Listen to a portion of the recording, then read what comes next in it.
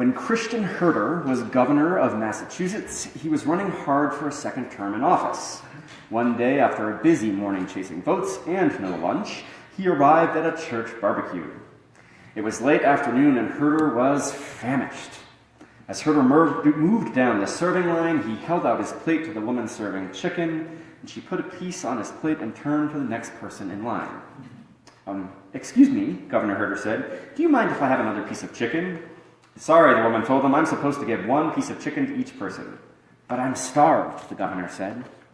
Sorry, the woman said again, only one to a customer.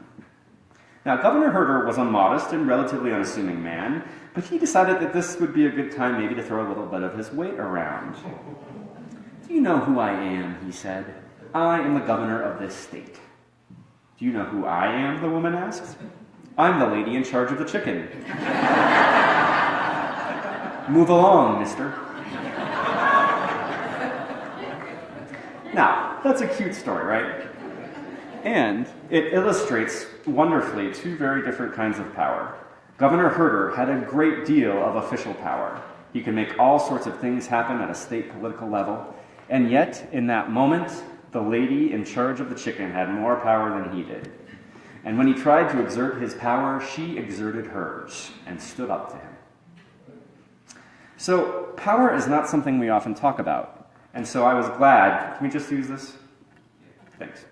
Power is not something we often talk about, and so I was glad we picked it as a theme to explore together this year. There are all kinds of power out there, right? The power to give us, given to us by roles like teacher or minister or governor, or the lady in charge of the chicken. All of those different roles, as varied as they are, give people in them power by the very nature of the role. And then there's informal power too. Take our church, for example. As the minister, I have a certain amount of power, and members of the board of trustees also have power in our church system. Committee chairs, maybe a little bit less than the board, and then staff members also have a different kind of power, right? But these, again, are all formal positions or roles of power. There are also members and friends of our congregation who have what could be called informal power, whether it's because they've shown themselves to be particularly wise and thoughtful during their times as member and friends, or maybe because they've been here a long time and know a lot of people, or because they're charismatic. There are certainly members and friends of our church who are not currently in formal positions of power, who have significant informal power. And speaking of charisma, personal power is a very real thing, right? I'm sure we've all seen this in effect at different times. Maybe some of us, like I did, saw this when you see a teacher come into a classroom and assume responsibility for a class. Mine was in 8th grade, my English teacher, Ms. Pronowitz. She had absolute control over that classroom. Now, she didn't have to yell or scream. She didn't have to send kids to the principal's office. She was just in charge, and every kid in that room knew it. The few times she was out sick, the classroom was nowhere near as well behaved. And there were a couple of kids in that particular class who I knew from other classes, math, social studies, science, and they were troublemakers. And they were frequently talking and causing disruptions with the other teachers. Not with Mrs. Bronowitz. It was the quietest class in my day, every day. That woman had personal power and authority. Now, last week's sermon was in large part about personal power, right? Maria, the nun turned governess in the movie The Sound of Music. She had no training or expertise in the role she was thrust into as governess. But she used her own personal power to transform the family system created by the over-controlling Captain Von Trapp. And she helped transform it into one where joy, play, and music were welcomed and affirmed. So, we have formal power, informal power, personal power, and I'd be willing to bet that if we put a flip chart up here and we all did some brainstorming together, that we could come up with many, many other different kinds of power. Power in so many ways defines how the world works, how each and every situation works. I may overuse the word work here, but if you go to work, when you go to work, unless you're a CEO or director, usually someone has power over you, right? And then even CEOs and directors usually have a board of trustees that they have to report to. At school, teachers have a lot of power in individual classrooms, but principals and vice principals have larger power within the system. Of course, police have lots of power in our communities, as does local government. And government in general has the power to create laws that impact our day-to-day lives, even control who we're married to or not, among many, many other things. So power is really everywhere in our daily lives, impacting us in so many ways. So it's really curious to me then, why don't we talk about power very much? I wonder if it's because we have a tendency to view power negatively. Most of us are probably familiar with the old saying from Lord Acton, power corrupts and absolute power corrupts absolutely. I wonder if that saying, as well as so many of the negative experiences with power being used against us individually and collectively in so many ways, I wonder if that's shaped the narrative that we have often, that power is a bad thing. Because the reality is that just like any tool, say a hammer, its power is neither good nor bad. It's all in how it's used. Power can be used for good. Whether it's a teacher controlling a classroom so that learning can happen, or a church taking a stand and doing work on a social justice issue, or the Supreme Court of the United States making marriage equality the law of the land, power can be, and often is, used for good. It's the intention we set when we're using the power, and how we choose to use it, that defines whether power is well or poorly used. Now, this is sort of a no-brainer in some senses, right? I mean, power used for good is a good thing, but it's worth lifting up because we too often don't use the power we have for good. Because one of the things that happens when we don't talk about power and how to claim it in our lives and our communities is that we can forget that we have it. One of the key components of most community organizing is helping groups of people reclaim their power. The Youth Activists Toolkit states, organizing is the process of building power as a group and using this power to create positive changes in our lives. And one of the strategies to help do that is by naming and talking about how power and influence work, and even creating a map laying out what you know in terms of the power in the system you're trying to change. In other words, doing a power analysis. Now, we have some myths about power that get in our way, right? And one of those is that we sometimes believe or support when we don't talk about power. Sometimes we believe and support that there's a finite or a fixed amount of power available, and that if I'm going to claim some amount of power for myself, that means there's less power for you. To the contrary, Unitarian Universalist minister, Reverend Marilyn Sewell, offers in her essay on power in the growing church, when you own your own power, you encourage others to own theirs. Far from keeping others from power, you invite others into power. Some people will be intimidated by leaders who stand in their own power. Those fearful folks will throw stones from the sidelines because they will not, for whatever reason, be able to accept the invitation into a larger life. She concludes, but owning power, if it is to be given to the larger good, is the spiritually healthy way to go. So let's not hold back. Let's claim our own power and help each other claim our own power so that we can work together to make a difference. Another myth around use of power is that there is limited kinds of power in any given situation, or that one kind of power, such as violence or military strength, can only be defeated by a larger amount of the same kind of power. A great example of military power being overcome by a very different kind of power is offered by Vern Huffman in The Impossible Will Take a Little While. He shares the story of the native citizens, or some of the native citizens of northern Rhodesia who were facing British imperialism in the mid-1900s.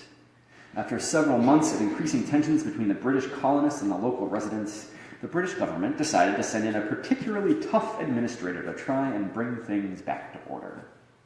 This harsh and disciplined man was greeted at the Lusaka airport by quite a surprise, however. Julia Chikamanenga had organized a group of the biggest women she could find to meet the new man in charge. And so his first view of his new home was of a vast sea of naked Zambian women singing songs of greeting. He turned around, got back on the plane, and flew home to London.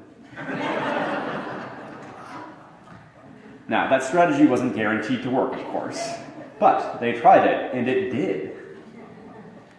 And the point, as seems especially relevant, given that the Trump administration has a Republican-controlled Congress enabling it to use the power of the United States government in ways that are troubling at best and horrifying at worst, the point is that we have the power that we can use to make a difference. One example, the power of phone calls.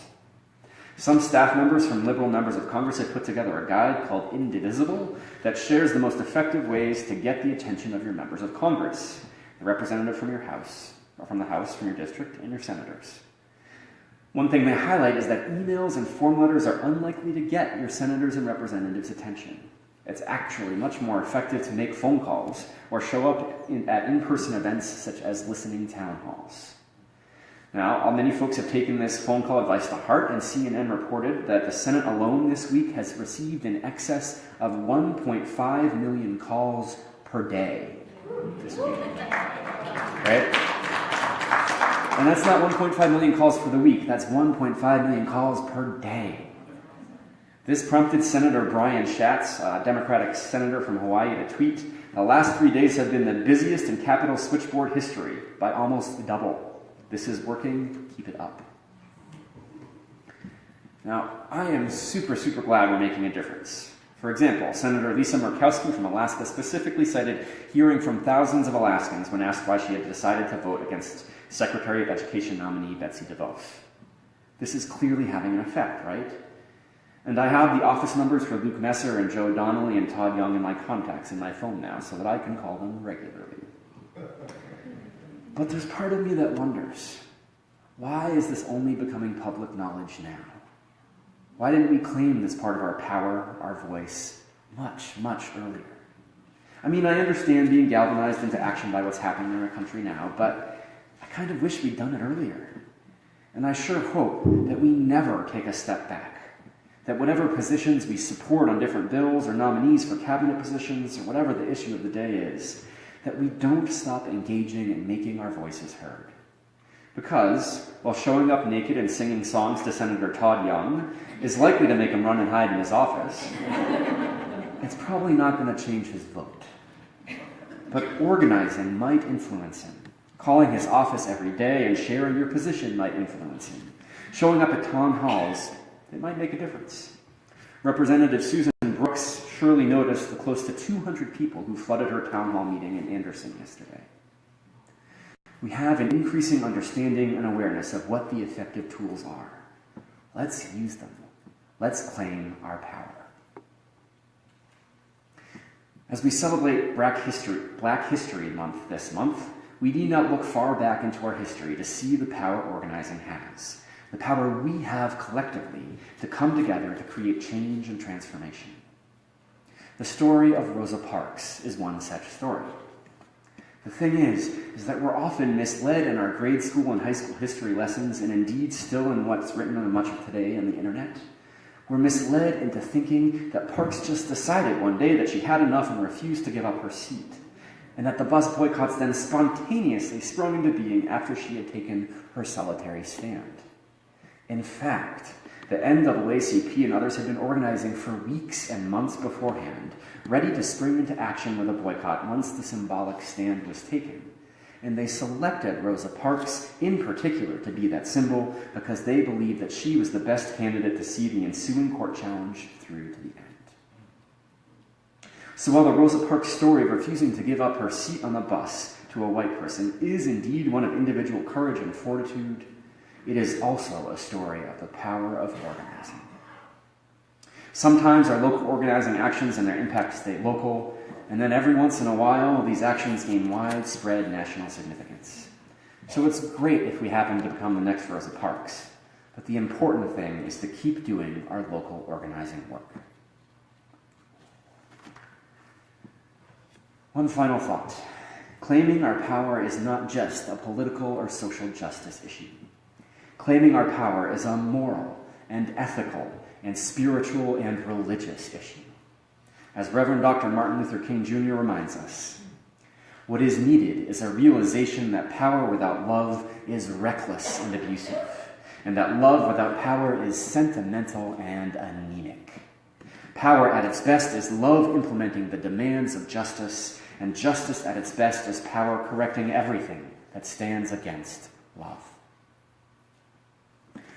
We struggle with power sometimes in Unitarian Universalism, focusing on its shadow side, failing to remember that it can be used for good. But our 7 principles call us to strive both for justice, equity, and compassion in human relations, and towards the goal of world community with peace, liberty, and justice for all. Our church's mission statement calls us to be living justice. If we fall into the trap of only viewing power in the negative, if we succumb to the cultural norms in our country of not talking about power or how to use it successfully, if we don't claim our power individually and collectively, we are failing to live into our own beliefs and values. The principles don't say, speak loudly about the importance of justice and equity, but don't dare to use power to achieve those ends. Our mission statement doesn't say, hope for justice. It calls us to live justice. Part of living justice is becoming comfortable with and learning how to use power for good. Friends, may we get comfortable with, learn how to use more effectively, and claim our power. May you get comfortable with, learn how to use more effectively, and claim your power. Let's use power for good to make a difference, to make our communities in this country a better place. Power is not a dirty word. Amen.